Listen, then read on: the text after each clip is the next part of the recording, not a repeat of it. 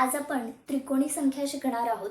अगदी बेसिक पासून सुरुवात करणार आहोत। त्रिकोणी संख्या म्हणजे काय, त्या कशा तयार होतात, त्यानंतर त्रिकोणी संख्यांमध्ये पाया हा एक घटक असतो म्हणजे काय, आणि टीईटी मध्ये यावर आधारित कोणते प्रश्न विचारले जातात, कशा पद्धतीने विचारले जातात, ते कसे सोडवायचे याचा देखील सराव करणार आहोत।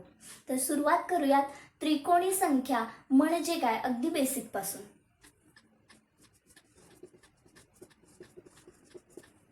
त्रिकोणी संख्या, आता या शब्दामध्येच याचा अर्थ लपलेला आहे। इथे आपल्याला अर्थ दिसून येतोय त्रिकोण, म्हणजे आपल्याला त्रिकोण बनवणाऱ्या संख्या शोधायच्या आहेत। आता नेहमी लक्षात ठेवा की एक ही त्रिकोणी संख्या आहेच। आता एक ही त्रिकोणी संख्या आहे, इथे मी काही गोलांची मदत घेणार आहे। आता समजा एक ही त्रिकोणी संख्या आहे म्हणून मी इथे एक गोल तयार केला। आता याच्यामध्ये हा माझा एक त्रिकोण तयार होतोय, म्हणजे या त्रिकोणामध्ये एक गोल आहे असं आपण कन्सिडर करू। आता पुन्हा मला अजून एक त्रिकोण तयार करायचा आहे, तर मी या पद्धतीने हा त्रिकोण तयार करू शकते।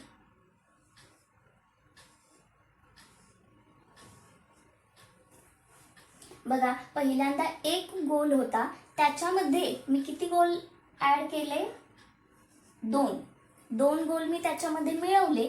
आता इथं तुम्ही बघू शकता की एकूण 3 गोल तयार झालेत आणि 3 गोल या मिळून एक त्रिकोण तयार झाला। म्हणजेच एक ही माझी त्रिकोणी संख्या होती, त्यानंतर 3 गोलांचा मिळून एक त्रिकोण झाला, त्यामुळे 3 ही सुद्धा माझी त्रिकोणी संख्या झाली। आता एक मध्ये मी इथे 2 मिळवल्यानंतर मला पुढची त्रिकोणी संख्या मिळाली।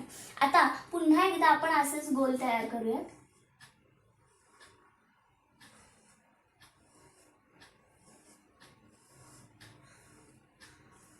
आता पुन्हा एकदा मला एक त्रिकोण मिळाले। बघा, याच्यासाठी मी काय केलं तर काही गोल पुन्हा त्याच्यामध्ये मिळवले। तर इथे तुम्ही बघू शकता की सुरुवातीला 3 गोल होते, त्या 3 गोलांमध्ये पुन्हा मी किती गोल मिळवले, 3 गोल मिळवले। तर एकूण 6 गोलांपासून त्रिकोण तयार झाला, त्यामुळे पुढची त्रिकोणी संख्या आहे 6। बघा, पहिल्यांदा 1 होती, त्यानंतर त्याच्यात 2 मिळवल्यानंतर पुढची त्रिकोणी संख्या मिळाली, त्यानंतर पुन्हा एकदा त्याच्यात 3 मिळवल्यानंतर पुढची त्रिकोणी संख्या मिळाली। आता तुम्ही पुढे काय मिळवायचं हे तुम्हाला अंदाज आलाच असेल। पुढे आपल्याला याच्यामध्ये 4 मिळवावं लागेल। ज्यावेळी आपण 4 मिळवू त्यावेळी उत्तर 10 मिळेल, ही मिळाली आपली पुढची त्रिकोणी संख्या। आता पुन्हा याच्यात पुढे काय मिळवावं लागेल, 5 मिळवावं लागेल, 15 उत्तर येईल, ही झाली आपली पुढची त्रिकोणी संख्या। म्हणजे तुमच्या लक्षात आलेलं आहे की त्रिकोणी संख्या म्हणजे थोडक्यात काय, तर त्याच्यामध्ये त्रिकोण तयार होत जातात। म्हणजे त्रिकोणी संख्या सुरू होते 1 पासून, पुढे 2 मिळवल्यानंतर अजून एक त्रिकोणी संख्या, त्याच्यामध्ये 3 मिळवल्यानंतर पुढची त्रिकोणी संख्या, त्याच्यामध्ये 4 मिळवल्यावर पुढची, अँड सो ऑन। या पद्धतीने ही सिरीज कंटिन्यू होत राहते। मग एक्झॅक्टली त्रिकोणी संख्या काढायच्या कशा हे आता आपण बघूया। आता त्रिकोणी संख्या या कोणत्याही 2, बघा, त्रिकोणी संख्या या कोणत्याही 2 सलग येणाऱ्या नैसर्गिक संख्यांच्या गुणाकाराची निमपट असते। पुन्हा एकदा मी सांगते, त्रिकोणी संख्या ही कोणत्याही 2 सलग येणाऱ्या नैसर्गिक संख्यांच्या गुणाकाराची निमपट असते। आता कोणत्याही 2 सलग नैसर्गिक संख्या आपण घेऊयात, उदाहरणार्थ 3 आणि 4। दोन्ही नैसर्गिक संख्या आहेत, सलग येणाऱ्या आहेत, क्रमाने येणाऱ्या आहेत, त्यांचा गुणाकार करायचा आहे। त्यांचा गुणाकार 12 येतो, त्याची निमपट करायची आहे, भागिले 2, म्हणजे उत्तर 6 येतं। आली बघा 6 आपली त्रिकोणी संख्या। लक्षात आलंय सगळ्यांच्या की त्रिकोणी संख्या ही नेमकी काढायची कशी, सलग येणाऱ्या 2 नैसर्गिक संख्यांच्या गुणाकाराची निमपट आपल्याला करायची।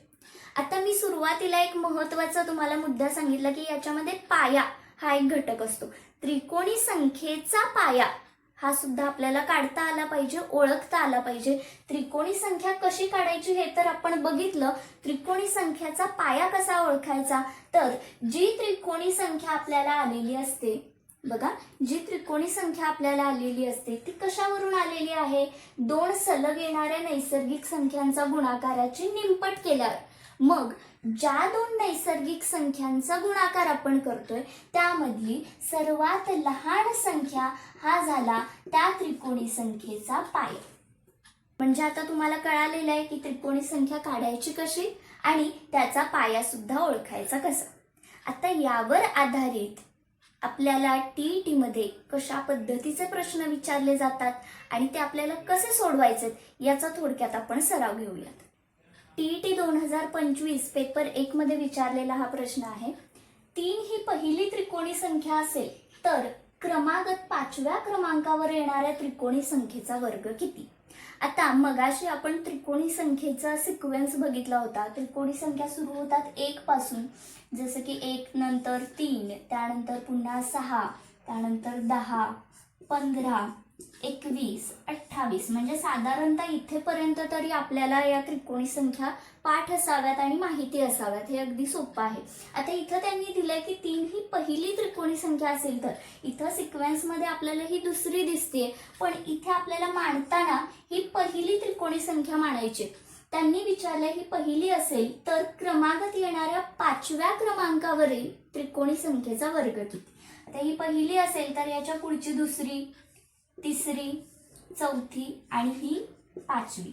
म्हणजे क्रमागत 5व्या क्रमांकावर येणारी त्रिकोणी संख्या 21 आहे, पण प्रश्नात मात्र विचारले त्याचा वर्ग किती. म्हणजे आपल्याला या 21चा वर्ग काढावा लागेल. तो येतो 441. या पद्धतीने या प्रश्नाचं उत्तर 441 असेल. TETच्या दृष्टीने त्रिकोणी संख्यांवर आधारित विचारल्या जाणाऱ्या प्रश्नांमध्ये या प्रश्नाची देखील दाट शक्यता आहे. तो म्हणजे 78 या त्रिकोणी संख्येच्या पुढील क्रमाने येणारी 7वी त्रिकोणी संख्या कोणती. आता अशा गणितांमध्ये त्रिकोणी संख्येचा पाया ओळखणं हे महत्वाचं आहे. आता इथे आपल्याला सुरुवातीला 78 ही त्रिकोणी संख्या दिली आहे, तर याचा पाया आपण ओळखूया. आता याचा पाया कसा ओळखायचा. आपण म्हटलं होतं आपल्याला माहिती आहे की त्रिकोणी संख्या म्हणजेच काय, 2 सलग येणाऱ्या संख्येच्या गुणाकाराची निमपट. मग सुरुवातीला करायचं काय तर 78 या त्रिकोणी संख्येची सरळ दुप्पट करायची. याचा आपल्याला सुरुवातीला पाया ओळखायचा आहे. तर पाया सोप्या पद्धतीने कसा ओळखायचा, दिलेल्या त्रिकोणी संख्येची दुप्पट करायची. आता याची दुप्पट किती येते तर याची दुप्पट ही 156 येते. 78 गुणिले 2 156. आता 156च्या मागील 156च्या आधीची वर्गसंख्या आपल्याला शोधायची. 156च्या आधीची येणारी वर्गसंख्या, 156च्या आधी 144 ही वर्गसंख्या येते बघा. 144 कशाचा वर्ग आहे, 12चा, बरोबर. मग त्यातली 12 ही संख्या झाली त्या त्रिकोणी संख्येचा पाया. बघा आपण दिलेल्या त्रिकोणी संख्येवरून त्याचा पाया कसा शोधलाय ते. पहिल्यांदा दिलेल्या त्रिकोणी संख्येचा दुप्पट केली म्हणजे गुणिले 2 केलं. जे उत्तर आलं त्याच्या आधीची वर्गसंख्या ओळखली. ती वर्गसंख्या कोणत्या संख्येचा वर्ग आहे ती संख्या झाली त्याचा पाया. म्हणजे आता इथे आपल्याला पाया ओळखता आला. याचा पाया 12 मिळालाय.